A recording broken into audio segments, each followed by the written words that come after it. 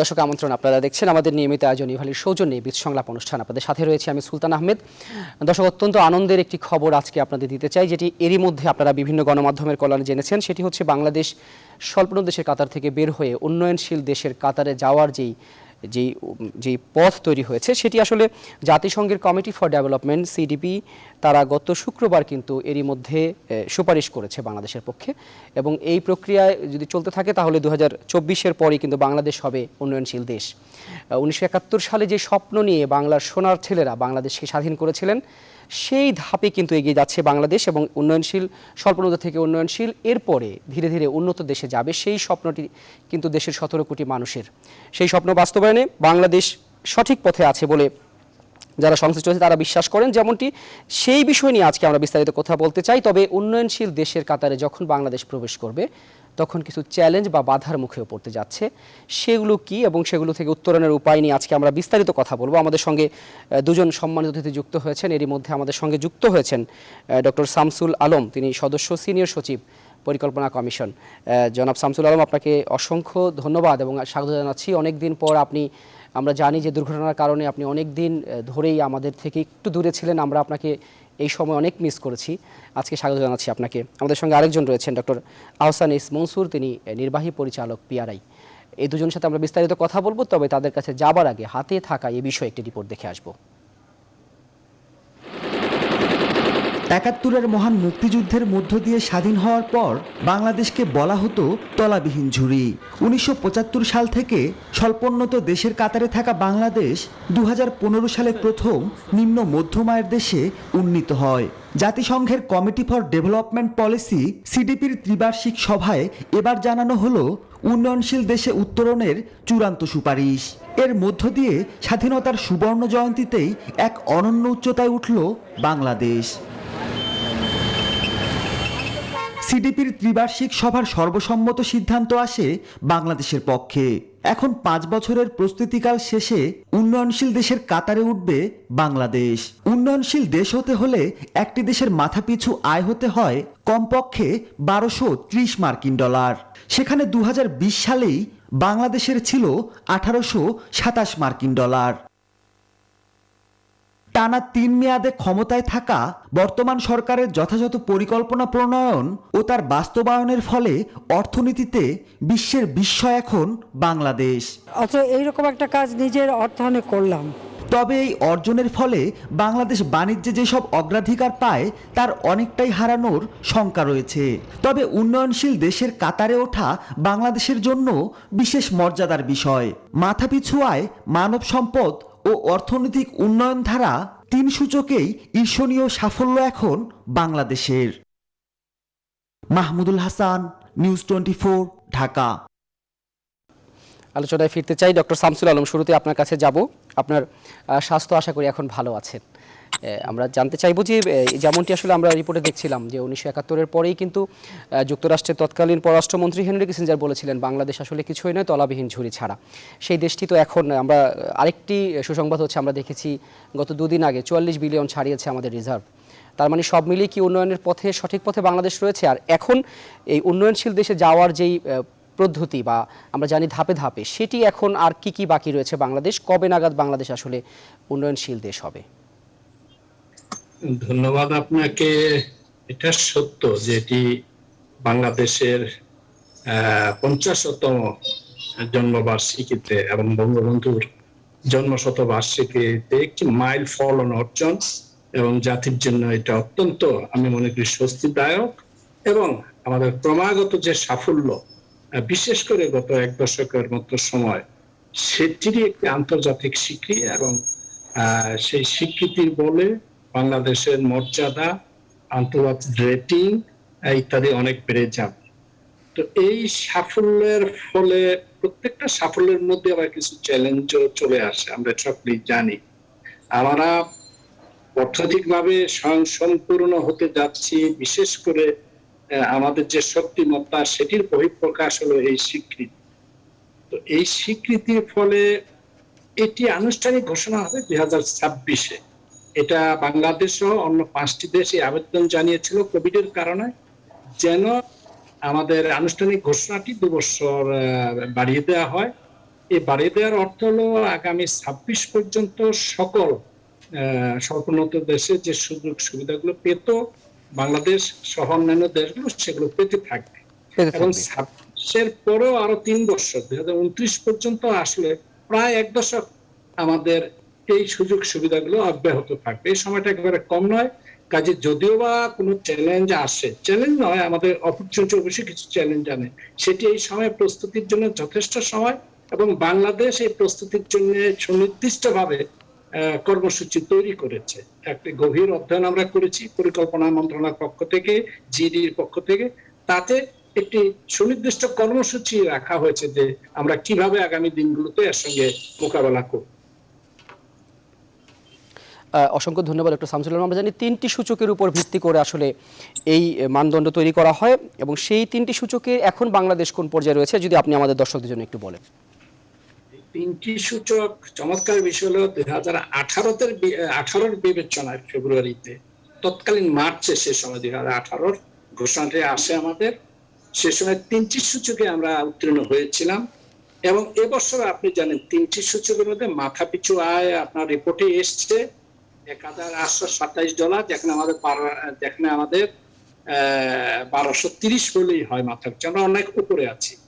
আপনার যে অর্থনৈতিক বা এনভায়রনমেন্টাল ভালনারেবিলিটি যে সূচকটি, সেটা আপনি জানেন 32-এর নিচে থাকতে হবে, তাহলে আমরা সংখ্যামুক্ত বা উত্তীর্ণ হওয়ার ক্রাইটেরিয়া পূরণ করি।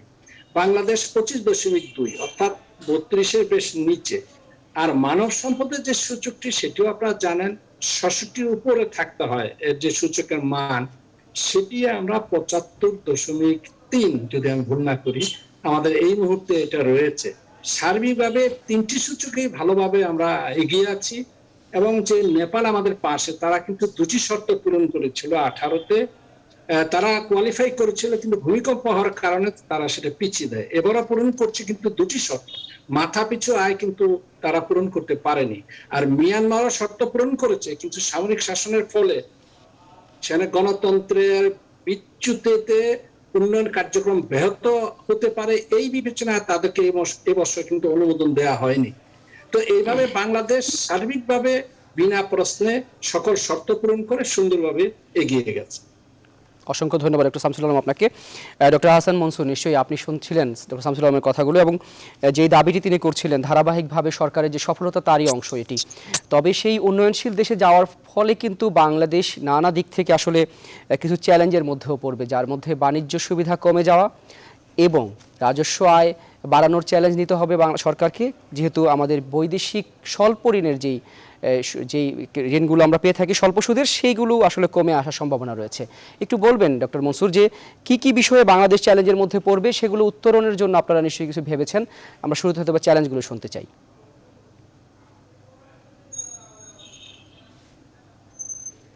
ডক্টর মনসুর, আপনি মনে হয় মিউট মোডে রয়েছেন, আপনি একটু আনমিউট করবেন। Thank you. আপনি যেটা বললেন সেটাই ঠিক, যে দুটো জায়গাতে আমাদের বড় চ্যালেঞ্জ আসবে। একটা হচ্ছে বাণিজ্যিক সুবিধাগুলো যদি আমাদের কমে যায়, আর দ্বিতীয় হচ্ছে যে আমরা যে কনসেশনালিটি পেয়ে আসছি, যে অভ্যস্ত হয়ে আসছিলাম, সেখানে হয়তো কিছু ঘাটতি পড়বে। তো কনসেশনালিটির ইস্যুতে যদি আমরা যাই, এখানে কিন্তু ইতিমধ্যেই আমাদের কনসেশনালিটি অনেকাংশেই উইথড্র করে নেওয়া হয়েছে। কারণ বাংলাদেশ, আমরা কিন্তু সার্টিফিকেশনটা আমরা পাচ্ছি 2024-এ বা তারপরে, কিন্তু কথা হলো যে আসলে আমরা তো গ্রাজুয়েশন ডিফ্যাক্টো আমরা করে গেছি। আমরা অল 3টে ইন্ডিকেটরে কিন্তু 2018 সালেই আমরা অতিক্রম করেছি, এবং বিশ্ব ব্যাংকের হিসাবে 2015 সালের যে তাদের তথ্য, তাতে মাথাপিছু আয় হিসেবে আমরা সেটা ক্রস করে ফেলি।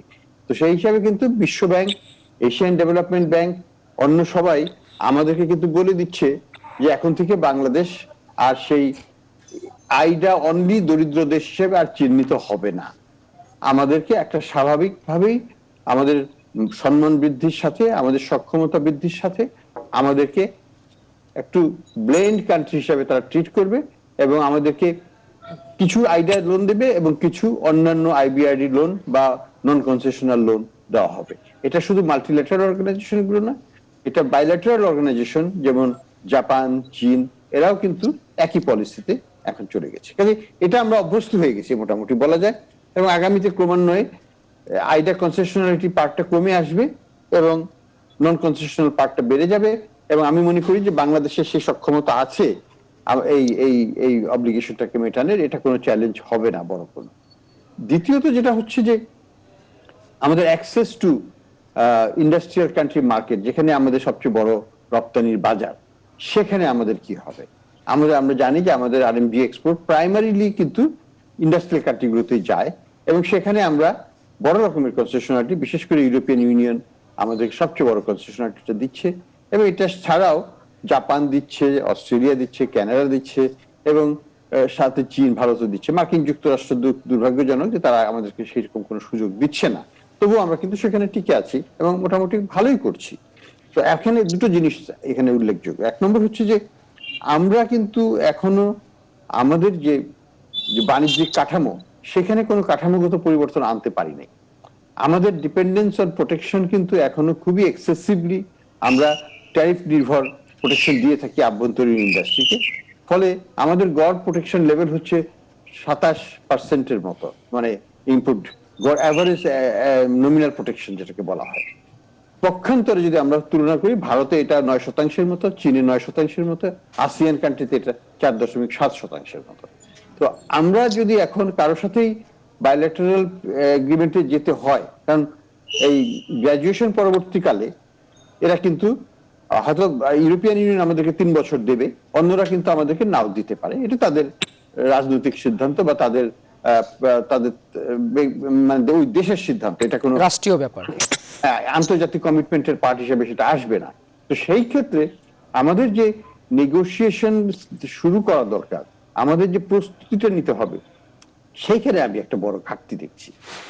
আমরা 2 বছরের সময় পেলাম ঠিকই, কিন্তু 2 বছর কিন্তু দেখতে দেখতে চলে যাবে। আমার মনে আছে আমরা যখন নিউ ইয়র্কে গিয়েছিলাম, প্রফেসর আলম সাহেব ছিলেন সেইখানে ডেলিগেশনে, তো তখন আমাদের কাছে মনে হয়েছিল 24 সাল অনেক দূরে, আমরা 17 সালের কথা বলছিলাম শেষের দিকে, তো অনেক কিছু করা যাবে। কিন্তু এখন 21 সালে চলে এসেছি।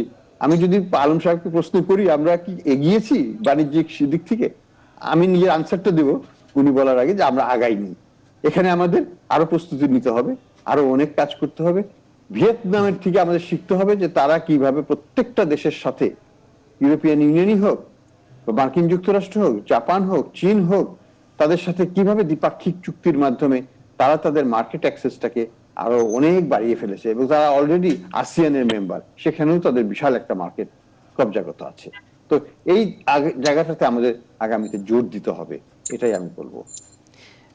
যেমনটি ব্যবসায়ীরা দাবি করেছিলেন 2 বছর বাড়ানোর জন্য, এবং এখন করোনা মহামারীর জন্য তো স্বাভাবিকভাবেই যেমনটি আপনি বললেন যে প্রস্তুতিতে ঘাটতি রয়েছে, এই প্রস্তুতির ঘাটতি তো আরও বাড়তে পারে, যেহেতু মহামারী এখনও পর্যন্ত তো পুরোপুরি নিয়ন্ত্রণে আসেনি। ডক্টর শামসুল আলম, আপনি কি একটু বলবেন যে বিষয়টি আহসান মনসুর বলছিলেন যে ঘাটতির জায়গাগুলো, সেই ঘাটতির জায়গাগুলো আপনারা কি করে দূর করতে চান? না, সেগুলো ঠিকই আছে, এবং আমি মনে করি তাত্ত্বিকভাবে তো অবশ্যই, এবং প্রায়োগিক দিক থেকে এগুলো বিবেচনার অবশ্যই সুযোগ আছে, এবং তদ বিষয়ে সরকারও আমি মনে করি খুব মাইন্ডফুল, এই অর্থে যে আমি একটা কথা আমার আগের বক্তব্যে বলেছিলাম যে সরকার একটি গভীর অধ্যয়ন করেছে। ডক্টর মনসুর যা বললেন সেগুলো মোটা দাগে আমরা চিহ্নিত করেছি সেই অধ্যয়নে। সেখানে আমরা বলেছি যে বাংলাদেশে এভারেজ ট্যারিফ রেট এখনো উপরে, তার কম্পারেটর কান্ট্রিগুলোর সঙ্গে, প্রতিযোগী দেশগুলোর সঙ্গে সেটি কমিয়ে আনতে হবে। সেটি সরকারি দলিল, সরকারের শিক্ষিত আমাদের এবার পরিকল্পনায়, 8ম পঞ্চবার্ষিক পরিকল্পনায় এটা প্রতিফলিত হয়েছে যে আমাদের ট্যারিফ রেট, এভারেজ ট্যারিফ অনেক কমিয়ে আনা প্রয়োজন, বিশেষ করে প্রতিযোগী দেশগুলোর সমমানে আনা। আর যেটা আমরা গুরুত্ব দিয়েছি, এটা ঠিক প্রস্তুতির সময় 2026 পর্যন্ত আমরা পাচ্ছি, এখন থেকে ধরুন 5 বছর, আরো 3 বছর 2029 আমি বলেছি। মোটা দাগে আমরা আশা করি ইউরোপীয় ইউনিয়ন সহ অন্যরা সেটি হয়তো অব্যাহত রাখবেন, এবং বিশেষ করে ওষুধ শিল্পের ক্ষেত্রে এটি এখনই ঘোষিত যে 2033 পর্যন্ত সকল সুবিধা অব্যাহত থাকবে। কাজেই প্রস্তুতির সময় এখনো আছে, তবে দ্রুত প্রস্তুতি নিতে হবে, এ ব্যাপারে সন্দেহ নেই। এ ব্যাপারে যে বিষয়টি বলবো, যে কর্মসূচি আমরা ঘোষণা করেছি এটা মোকাবেলার জন্য, সেখানে বাণিজ্য মন্ত্রণালয়, আপনি জানবেন বা জেনে থাকবেন, তারা প্রস্তুতি নিচ্ছে। আমরা যেটা বলেছি সে আমাদের অধ্যয়নে গ্রাজুয়েশন কিভাবে কোপ আপ করবো, মানিয়ে নেব, সেখানে আমরা বলেছি আরো অনেক বেশি বাণিজ্য, বিশেষ করে ফ্রি ট্রেড এগ্রিমেন্ট যেটাকে আমরা বলি, অবাধ বাণিজ্যতে যেতে হবে বড় বড় আমাদের অর্থনৈতিক পার্টনার যারা, এবং পিটিএ প্রিফারেন্সিয়াল ট্রেড এগ্রিমেন্টে যেতে হবে। এবং এতদ বিষয়ে বাণিজ্য মন্ত্রণালয় বেশ কার্যক্রম গ্রহণ করেছে, তারা বিচার বিশ্লেষণ করছে, পদক্ষেপ নিয়েছে। আপনি জানেন একটি দেশের সঙ্গে আমাদের হয়েছে পিটিএ, ভুটানের সঙ্গে, যদি ছোট দেশ, বড় দেশের যার সঙ্গে বাণিজ্য বেশি সেখানে এফটিএ পিটিএ করলে অনেক সুবিধা বেশি, কারণ ছোট দেশের সঙ্গে তো বাণিজ্য কম। তো সেই অর্থে তারা, আমরা আশা করছি আগামী কয়েক বছরের মধ্যে 5 থেকে 7টি দেশের সঙ্গে পিটিএ এবং এফটিএ করতে পারবেন। তো এই বিষয়ে সরকারের বিবেচনা রয়েছে, আছে। আরেকটি যেটি পরিকল্পনাগত ভাবেই আমরা অনেকগুলো সংস্কার বলেছি, সরকার সেটি গ্রহণ করেছেন। বিশেষ করে আমাদের অভ্যন্তরীণ রাজস্ব বৃদ্ধির ক্ষেত্রে সুস্পষ্ট অনেকগুলো পদক্ষেপ নিতে হবে, সেটি আমরা অষ্টম পঞ্চবার্ষিক পরিকল্পনায় চিহ্নিত করেছি এবং বলেছি। আশা করি সরকার সচেতনভাবে সেগুলো আমরা বাস্তবায়ন করবো এবং এগিয়ে যাব। অসংখ্য ধন্যবাদ ডক্টর শামসুল আলম আপনাকেও। রাজস্ব আদায় আসলে কি করে বাড়ানো যায় এবং রাজস্বে এখনো পর্যন্ত কি কি দুর্বলতা রয়েছে সেসব বিষয়ে আমরা আরো বিস্তারিত কথা বলবো দর্শক। তবে ছোট্ট একটি বিরতির পর আপনারা দেখছেন ইভালির সৌজন্যে আমাদের নিয়মিত আয়োজন বিদ সংলাপ, সাথেই থাকুন। ফিরছি ছোট্ট একটি বিরতির পর। দর্শক, বিরতির পর আবার স্বাগত জানাচ্ছি। আপনারা দেখছেন আমাদের নিয়মিত আয়োজন বিদ সংলাপ অনুষ্ঠান। আপনাদের সাথে রয়েছে আমি সুলতান আহমেদ। যে বিষয়ে আজকে আমরা কথা বলছি, উন্নয়নশীল দেশ হতে যাওয়া এবং চ্যালেঞ্জ ও সম্ভাবনা, যে বিষয়ে আমরা বিরতিতে যাবার আগে নানান বিষয়ে কথা বলছিলাম। আমরা বিশ্ব বাণিজ্য সংস্থার একটি হিসেব দেখেছিলাম, সেখানে বলা হয়েছিল এই উন্নয়নশীল দেশ হলে বাংলাদেশ প্রায় $537 কোটি বাজার হারাতে পারে রপ্তানি, যেটি মোট রপ্তানির প্রায় 15%, 14.28%। ডক্টর মনসুর, আপনি কি মনে করেন যে এত বড় পরিমাণে বাজার হারানোর সম্ভাবনা কি রয়েছে? আপনারা তো গবেষণা করেন, সেই ক্ষেত্রে যদি এই সম্ভাবনা থাকে, বিকল্প কিভাবে আসলে এই বড় অঙ্কের রপ্তানি বাড়ানো যেতে পারে? আমাদের যে এক্সপেরিয়েন্স অতীতের, সেটাকে দুই ধরনের আমাদেরকে বলে। একটা হচ্ছে যে আমরা কেউ বলি কাউন্টার ফ্যাকচুয়াল, অর্থাৎ আমরা সিমুলেশন করে কিছু প্রজেকশন করা হয়। হ্যাঁ, সেখানে অ্যাসাম্পশনের উপর ডিপেন্ড করবে, ইলাস্টিসিটি ভ্যালুর উপর ডিপেন্ড করে যে কতখানি বাজার হারাবে। সেখানে এটা রেঞ্জটা একটু অনেক নিচেও আছে, আবার উপরেও আছে। যদি ইনইলাস্টিক হয় সেই ক্ষেত্রে দেখা যায় যে বাজার অত বেশি হারাচ্ছে না, আবার যদি ইলাস্টিক হয় ডিমান্ডটা, তাহলে আর বেশি হারাচ্ছে বাজারটা। তবে বাজার হারাবে কিছুটা, সেটা নিয়ে সন্দেহ নেই স্ট্যাটিক মেজারমেন্টে। কিন্তু অতীতের আমাদের এক্সপিরিয়েন্স আবার কি বলে? অতীতের এক্সপিরিয়েন্স আমরা জানি, যখন কোটা উঠে গিয়েছিল তখন নানা প্রশ্ন উঠেছিল যে বাংলাদেশ বিশালভাবে বাজার হারাবে। কিন্তু বাস্তবে আমরা যেটা দেখলাম যে আমাদের যারা উদ্যোক্তারা, তারা এমন ভাবে সক্রিয় ছিলেন, যে এমন ভাবে প্রতিযোগিতা দেখিয়েছে, প্রতিযোগিতামূলক অবস্থান নিয়েছেন, যে বাজার হারায় নাই। আরেকটা জায়গায় আমি একটু বলবো, মার্কিন যুক্তরাষ্ট্রে যদি আমাদের অবস্থানটা আমরা দেখি, সেখানে তো আমরা প্রেফারেন্সিয়াল ট্রিটমেন্ট পাই নাই, পাচ্ছিও না, পাবো না হয়তো। তো এইখানে তাহলে আমরা কি হবে? ভিয়েতনাম কিন্তু এই বাজারে বেশ বড়ভাবে ঢুকেছে, ভিয়েতনামের অবস্থান ভালো হয়েছে, এটা নিয়ে সন্দেহ নেই। কিন্তু আমরাও কিন্তু সেখানে মানে মোটামুটি ভালো অবস্থানে আছি, একেবারে যে খারাপ অবস্থানে আছি তা নয়। সেই বাজারে কিন্তু আমাদের কোনো প্রেফারেন্সিয়াল ট্রিটমেন্ট নাই। আমি যেটা বলতে চাচ্ছি যে হ্যাঁ, কিছু বাজার আমরা হারাবো, প্রেফারেন্সিয়াল ট্রিটমেন্ট আমরা হারানোর কারণে এটা হওয়ার সম্ভাবনা আছে, কিন্তু সেটাকে অত ভয় পাওয়ারও কিছু নাই।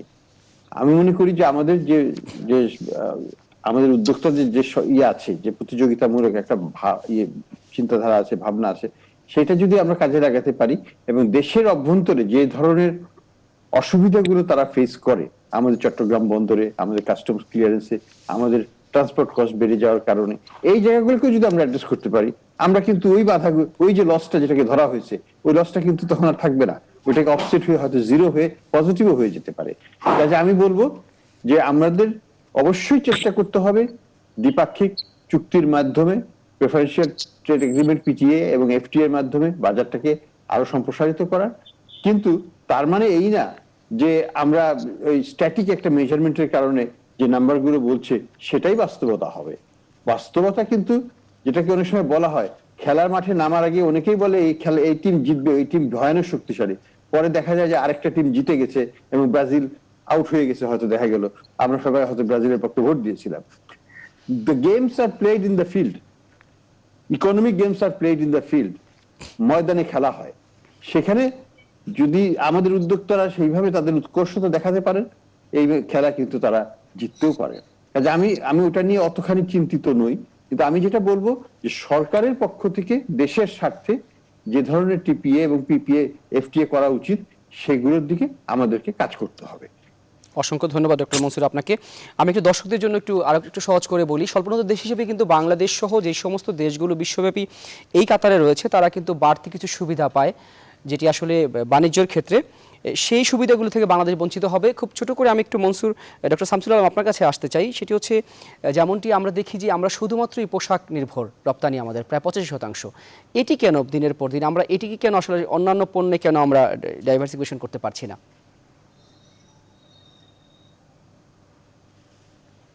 ডক্টর শামসুল আলম শুনতে পাচ্ছেন আপনি আমাকে? শুনেছি। না, সেটি অবশ্যই একটি বাস্তব প্রশ্ন আপনি তুলেছেন। আমি একবার বলেছিলাম আমার এই আগের বক্তব্যে যে আমরা প্রায় 1300 পণ্য রপ্তানি করি বিভিন্ন দেশে, এবং পৃথিবীর সব দেশে আমাদের রপ্তানি পণ্য যাচ্ছে। মূল বিষয় হলো সেখানে রপ্তানি পণ্যের পরিমাণ বাড়ানো, টাকার অঙ্কে এটাকে আরো বাড়ানো, সেই বিষয়টি অত্যন্ত গুরুত্বপূর্ণ।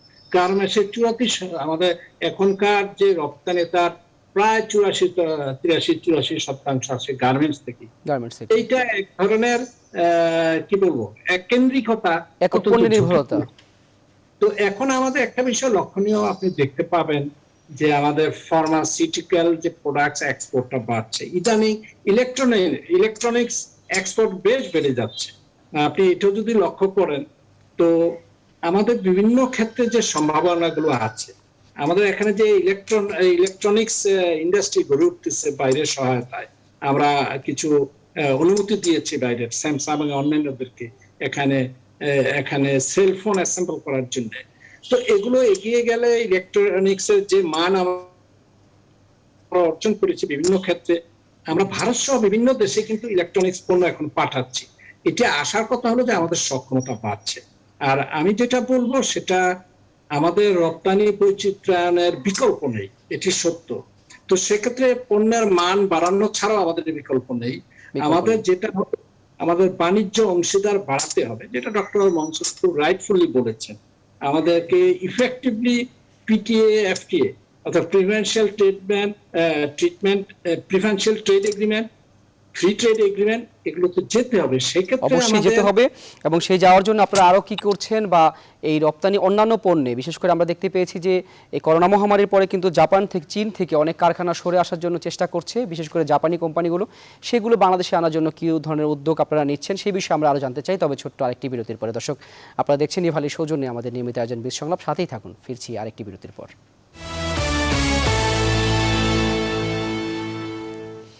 দর্শক, আমন্ত্রণ আরও একবার, আপনারা দেখছেন ইভালির সৌজন্যে আমাদের নিয়মিত আয়োজন বীজ সংলাপ। যে বিষয়ে আজকে আমরা কথা বলছি, উন্নয়নশীল দেশ হতে যাচ্ছে বাংলাদেশ, চ্যালেঞ্জ ও সম্ভাবনা। বিরতিতে যাবার আগে নানা বিষয় নিয়ে আমরা কথা বলছিলাম। ডক্টর শামসুল আলম বলছিলেন যে আসলে রপ্তানির বাড়াতে হবে, এর কোনো বিকল্প নেই, এবং সেই বিষয়ে আপনিও একমত পোষণ করছিলেন। তো আরেকটি বিষয় যদি আমি বলি যে আসলে এই জিএসপি সুবিধা বাংলাদেশ যেটি পাচ্ছে, সেটির পরে আমরা জেনেছিলাম যে জিএসপি প্লাস সুবিধা বাংলাদেশ পাওয়ার জন্য তোড়জোড় শুরু করেছে। সেটি পেতে গেলে আসলে কি চ্যালেঞ্জ আমরা মোকাবেলা করতে হচ্ছে, এটি কি আসলে সম্ভব কিনা? ডক্টর শামসুল আলম, আপনার কাছে প্রশ্ন থাকবে। জি, স্ট্যান্ডার্ড জিএসপি যেটা, সেটা রহিত হবে অনেক দেশের জন্য, সেটা বলেছি 2029। তার মানে আমাদের প্রায় 1 দশক আমাদের এটা মোকাবেলা করার সুযোগ আছে, বা প্রস্তুতি নেয়ার বা নীতি কাঠামো তৈরি করার, পদক্ষেপ নেয়ার। জিএসপি প্লাস যেটা, সেটা আরো উন্নততর এবং আরো অনেক শর্তাদি আমাদের পূরণ করতে হবে, প্রতিযোগিতার সক্ষমতা অবশ্যই বাড়াতে হবে।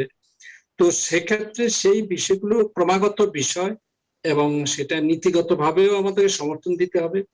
ব্যক্তিখাত যাতে আরো প্রতিযোগিতামূলক হয়ে উঠে আন্তর্জাতিক বাণিজ্যে, সেই বিষয়টিও আমাদের লক্ষ্য রাখতে হবে। তো সে কথা ওই পুনরায় ফিরে যেতে হয় যে আমাদের যে ট্যারিফ, এভারেজ ট্যারিফ এখনো আমরা অনেক কমিয়েছি, কিন্তু এখনো অনেক উপরে। সেই ট্যারিফ রেটটি ক্রমাগতভাবে কমিয়ে প্রতিযোগী দেশগুলোর সঙ্গে একটা সমপর্যায়ে অবশ্যই নিয়ে আসতে হবে।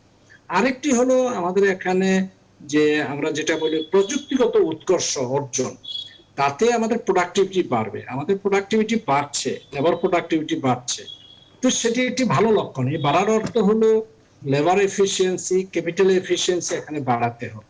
বাড়াতে হবে। ফ্যাক্টর প্রোডাক্টিভিটি অসংখ্য ধন্যবাদ ডক্টর শামসুল আলম আপনাকে। আমরা একটু এর মধ্যে আপনাদের কাছে একটু সময় নেব, সেটা হচ্ছে গণমাধ্যম কর্মীদের সঙ্গে মতবিনিময় সভায় কথা বলছেন বিএনপির মহাসচিব মির্জা ফখরুল ইসলাম। আমরা তার কাছে একটু যেতে চাই। অবশ্যই কারাগারে তখন আপনাদেরকে যখন অনুমতি দেয় না, ভেঙে দিচ্ছে মিছিল, তখন আমরা এই সুবর্ণ জয়ন্তীর অনুষ্ঠান করছি কেন? সুবর্ণ জয়ন্তী করছি কার? স্বাধীনতার। এটা আমার এই দেশের মানুষের, কৃষকের, শ্রমিকের, সকলের, তাদের স্বাধীনতার আমরা আজকে, এটা তো রিয়ালিটি, এটা বাস্তবতা, এবং এটা আমার স্বপ্ন, এটা আমার সবকিছু, এটাই আমার ভিশন, এটাই আমার মিশন। আমি ওইখানে স্বাধীনভাবে একটা জাতিকে নির্মাণ করতে চাই। সুতরাং এটা কে কি করলো না করলো সেটা বড় কথা না, এটা আমার অধিকার। আমি এই স্বাধীনতা 50 বছর অবশ্যই পালন করব। এটা কোনো ব্যক্তি, একজন আপনার গোষ্ঠী বা একটা অনির্বাচিত সরকারের পালন করার সঙ্গে তার কোনো সম্পর্ক নেই। আমরা গণতন্ত্রে বিশ্বাস করি পুরোপুরি ভাবে। দুর্ভাগ্য আমাদের যে দলটি স্বাধীনতার পরে আপনার ক্ষমতায় ছিল, যারা দাবি করে যে তারাই একমাত্র দাবিদার এই স্বাধীনতার, যারা দাবি করে যে স্বাধীনতার চেতনা একমাত্র তারাই, আমরা এটাকে অবশ্যই চ্যালেঞ্জ করতে চাই। অফকোর্স একটা পার্ট আছে, তাদের একটা ভূমিকা আছে, একটা বিশেষ সময়ে পর্যন্ত তারা তাদের ভূমিকা পালন করেছে। এরপরে ভূমিকা ইতিহাস, যেটা আমি প্রশাসক সাহেব বলেছেন, যে ইতিহাসটাকে আমরা, প্রকৃত ইতিহাসটাকে আমরা তুলে ধরতে চাই। সবাইকে সবার অবদানটা দিতে হবে। জাতীয় নেতৃবৃন্দ যারা স্বাধীনতার জন্য কথা বলে এসছেন প্রথম থেকে, যারা কাজ করেছেন, যারা আন্দোলন করেছেন, কারাবরণ করেছেন, অবশ্যই তাকে তার সম্মান মর্যাদা দিতে হবে। আমরা কারো সম্মান মর্যাদা ক্ষুণ্ণ করতে চাই না। একই সঙ্গে যে ব্যক্তির ঘোষণার মধ্য দিয়ে স্বাধীনতা যুদ্ধ শুরু হয়েছিল, তাকেও তার সম্মান মর্যাদাতে অবশ্যই অধিষ্ঠিত করতে হবে। এটা যারা করতে চান। মতবিনিময় সভায় কথা বলছিলেন বিএনপি মহাসচিব, আমরা সেখানে ছিলাম। আমরা আলোচনায় ফিরতে চাই, যে বিষয়ে আমরা কথা বলছি উন্নয়নশীল বাংলাদেশ, সেই চ্যালেঞ্জগুলো। বিরতিতে যাবার আগে ডক্টর শামসুল আলম আপনি একটু আগেই বলছিলেন, আমরা ডক্টর মনসুর আপনার কাছে একটু ফিরতে চাই। আমরা জানি যে রাজস্ব আদায় বাংলাদেশে এখনো পর্যন্ত কাঙ্ক্ষিত মাত্রায় আসেনি, যেমনটি আপনারাই বিভিন্ন হিসেব তুলে ধরে বলেন, এবং এই বছর করোনার জন্য আরও কম হচ্ছে। এই রাজস্ব আদায় বাড়াতে আসলে কী ধরনের চ্যালেঞ্জ নিতে হবে, কী কী সংস্কার, আপনি একটু আগে বলছিলেন সংস্কারের কথা, কী ধরনের সংস্কারের কথা আপনি বলবেন? দেখুন, সবচেয়ে বড় কথাটা হচ্ছে আমরা রাজস্ব তো কাঙ্ক্ষিত আকারে বাড়েনি শুধু না, অনাকাঙ্ক্ষিত ভাবে এটা কমেছে জাতীয় আয়ের তুলনায়, এবং কমতে কমতে 11% দিয়ে 2010 সালে আমরা শুরু করেছিলাম, এখন এটা কমতে কমতে 7.5% নেমে এসছে ট্যাক্স টু জিডিপি রেশিও। তো এটা আর কমতে দেওয়া যাবে না, এটা হলো বটম লাইন। এটাকে রিভার্স করতে হবে এবং পরের দিকে যেতে হবে। তো যেতে হলে যে ধরনের সংস্কার করতে হবে, সেই সংস্কারগুলো কিন্তু এখনো আমরা সেইভাবে এমব্রেস করি নাই। ভ্যাটের যে নীতিমালা করা হয়েছিল সেটাকে অনেক চেঞ্জ করা হয়েছে, যেটার ফলে এটা সেই ভ্যাটের নীতিমালা অনুযায়ী হয় নাই। এখানেও সংস্কার করতে হবে। এটা ছাড়াও আমাদের ডাইরেক্ট ট্যাক্সে, আমাদের অটোমেশনে, আমাদের ফিল্ড লেভেলের যে অ্যাডমিনিস্ট্রেশনটা সনাতনী ব্রিটিশ আমল থেকে হয়ে আসছে জিওগ্রাফিক্যাল ভিত্তিতে, সেখান থেকে চেঞ্জ করে এটাকে ফাংশনাল ভিত্তিতে নিতে হবে। প্রত্যেকটা করদাতাকে, পুরো সিস্টেমটাকে অটোমেটেড করে দিতে হবে, যাতে সেখানে ফেস টু ফেস হ্যান্ডলিং এবং ডিলিং এর স্কোপ না থাকে। এইগুলো করতে পারলে আমার ধারণা যে বাংলাদেশও পিছিয়ে থাকবে না। ভারতে যদি 18% হয় জেনারেল গভর্নমেন্ট লেভেলে তাদের ট্যাক্স টু জিডিপি রেশিও, এবং অন্যান্য দেশ, পৃথিবীর অন্যান্য দেশ, আফ্রিকার দেশগুলো সবারই যদি 20-25% হয়, আমরা কেন 7-8% আটকে থাকবো? এটা তো হওয়ার কোনো কারণ নাই। এখানে আমাদের সংস্কারের অভাবের কারণেই আমি বলবো যেটা হয়েছে, এবং এই জায়গাটাতে আমাদেরকে অবশ্যই রাজনৈতিক একটা প্রজ্ঞা নিয়ে একটা একটা একটা ইনিশিয়েটিভে যেতে হবে, মধ্যমেয়াদী এবং দীর্ঘমেয়াদী, যেটা আমাদেরকে আবার এই 7.5 থেকে এইটাকে বাড়াতে বাড়াতে আমরা হয়তো 17-18% যদি আমরা যেতে পারি, আমরা একটা সম্মানজনক অবস্থায় যাব। আর না হলে, যেটা আমি সবসময় বলে আসছি, আমাদের এসডিজির বাস্তবায়ন, আমাদের এই যে ইনফ্রাস্ট্রাকচারের বাস্তবায়ন, আমাদের যে উন্নয়ন, মিডল ইনকাম থেকে আপার মিডল ইনকাম এবং হাই ইনকামে যাওয়ার যে লক্ষ্য, যে বিশাল বিনিয়োগ, এগুলো সবই কিন্তু আন্ডারমাইন্ড হয়ে যাবে যদি আমরা এই। অসংখ্য ধন্যবাদ ডক্টর মনসুর। আমরা ডক্টর শামসুল আলম আপনার কাছে শেষবারের মতো ছোট করে আসতে চাই। আমরা দেখি যে আপনারা যেমন যে উন্নয়নগুলো করছেন দেশের, সেই উন্নয়নে কিন্তু দাতা সংস্থাগুলোর একটি বড় রকমের সহায়তা থাকে, ঋণ থাকে। তো আমরা স্বল্পোন্নত থেকে বের হলে তো এগুলো অনেকটাই কমে যাবে, অনেক ক্ষেত্রে পাওয়া যাবে না। সেই ক্ষেত্রে আপনারা কি চিন্তা করছেন, কিভাবে আসলে এই উন্নয়ন অগ্রযাত্রাকে ধরে রাখতে চান আপনারা?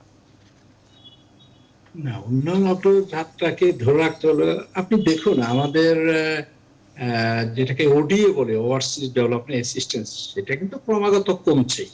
সেই ক্রমাগত কমার মধ্য দিয়ে কিন্তু আমরা এগিয়ে যাচ্ছি, আমার অগ্রগতি হচ্ছে, আমাদের অর্থনৈতিক রূপান্তর কিন্তু হচ্ছে। তো কাজেই ওডিএ নির্ভরতা আমাদের এমনিতেই কম।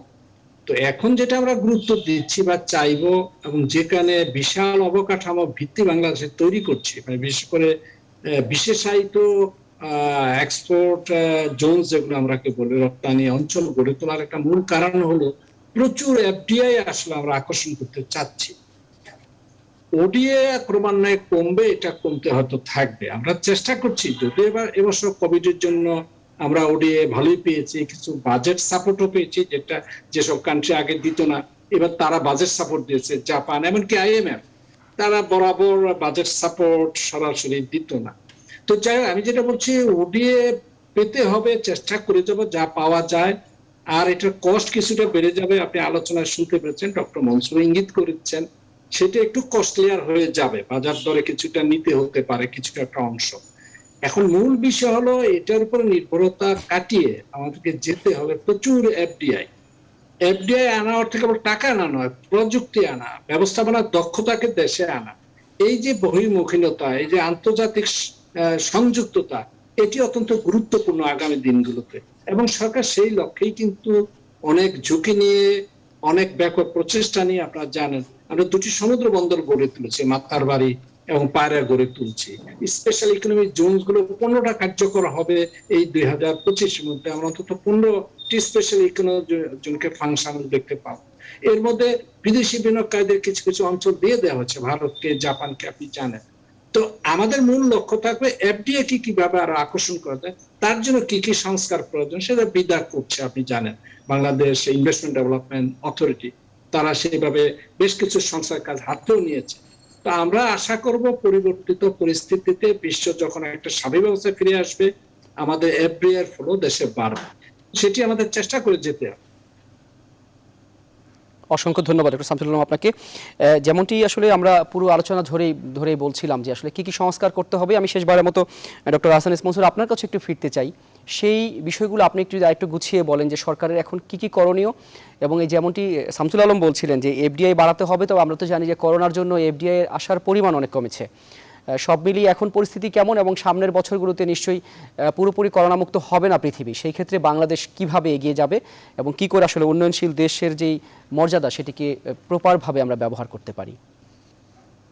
দেখুন, আমরা তো উন্নয়নশীল দেশে আমরা চলে গেছি ডি ফ্যাক্টো, আমি যেটা আগেও বলছি আবারও বলি।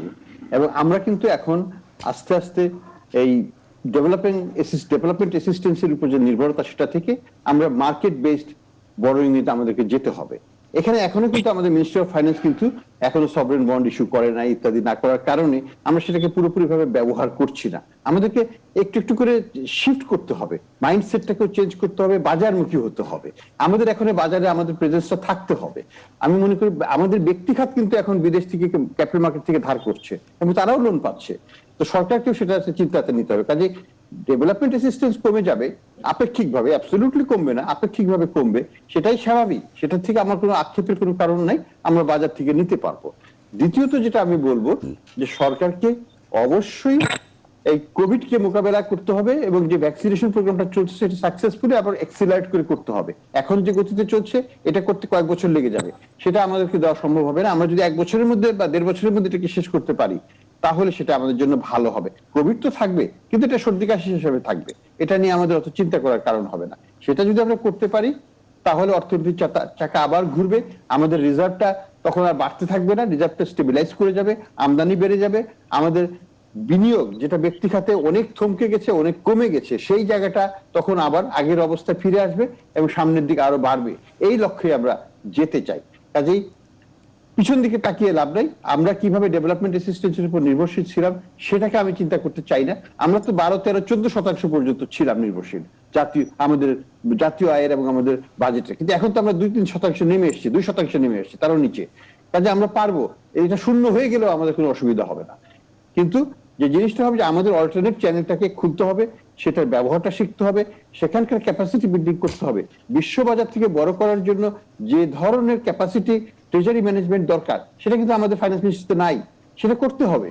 তো এই জায়গাগুলো জোর দিতে হবে। যে কারণে আমি বলছি, যেমন কমার্স মিনিস্ট্রিতে ফ্রি ট্রেড আর টিপিএ মানে প্রেফারেন্সিয়াল ট্রেড এগ্রিমেন্ট করার মতো ক্যাপাসিটি নাই, সেটা করা হচ্ছে সেখানে। ফাইন্যান্স মিনিস্ট্রিতে ক্যাপাসিটি বিল্ডিং, ফরেন ডেট ম্যানেজমেন্টের ব্যাপারে বিশেষ করে এতদিন পর্যন্ত আমরা শুধুমাত্র অফিসিয়াল ফরেন ডেট করে আসছি, সেটা নয়, প্রাইভেট ফরেন ডেট গুলো ম্যানেজ করার জন্য শিক্ষা আমাদেরকে কৌশল নিতে হবে। আমাদের সরকারের যে প্রাইভেট বরোইং গুলো হবে, প্রাইভেট সেক্টর থেকে বরোইং গুলো বাইরে থেকে বিদেশ থেকে, সেগুলোর ম্যানেজমেন্ট গুলো করতে হবে। এগুলো কিন্তু অনেক ডাইনামিক, অনেক যেটাকে বলা হয় খুব তাড়াতাড়ি রেসপন্স দিতে হয়। এখানে ওই মিনিস্ট্রিয়াল ক্যাবিনেট মিটিং করে সিদ্ধান্ত নিয়ে ওগুলো করতে গেলে কিন্তু সেখানে আমরা ঠকে যাব। যেমন আমাদের spot market versus futures market, এগুলোকে নিয়ে ডিল করতে হবে। এগুলো সরকারি ভাবে করতে গেলে এক সমস্যা থাকে, সেই ক্ষেত্রে অনেক ফ্রিডম এন্ড অনেক ম্যানেজমেন্ট স্কিল ডেভেলপ করতে হবে, যেটা আমাদের এখনই করার সময়। আমরা উন্নয়নশীল দেশ হয়ে যাচ্ছি, সেই যাত্রা যেন আমরা বিঘ্নিত না হই, সেই জন্য সরকারের ইনস্টিটিউশনগুলোর ক্যাপাসিটি বিল্ডিংটা অবশ্যই করতে হবে, ক্যাপাসিটি বৃদ্ধি করতে হবে। সেই ক্যাপাসিটি বৃদ্ধির জন্য নিশ্চয়ই শামসুল আলমের মতো যারা নীতি নির্ধারক রয়েছে তারা অবশ্যই ভূমিকা রাখবে।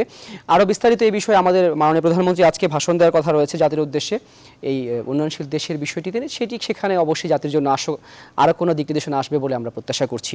দর্শক, আজ এ পর্যন্তই। আপনারা উন্নয়নশীল দেশ বাংলাদেশ, আমরা আশা করি সোনার বাংলা একদিন উন্নত দেশ হবে এবং বাংলার মানুষের যে স্বপ্ন সেটি আসলে পূরণ হবে। আপনারা ভালো থাকুন, সুস্থ থাকুন, সাবধানে থাকুন এবং সব খবর সবার আগে দেখতে চোখ রাখুন নিউজ 24-এ।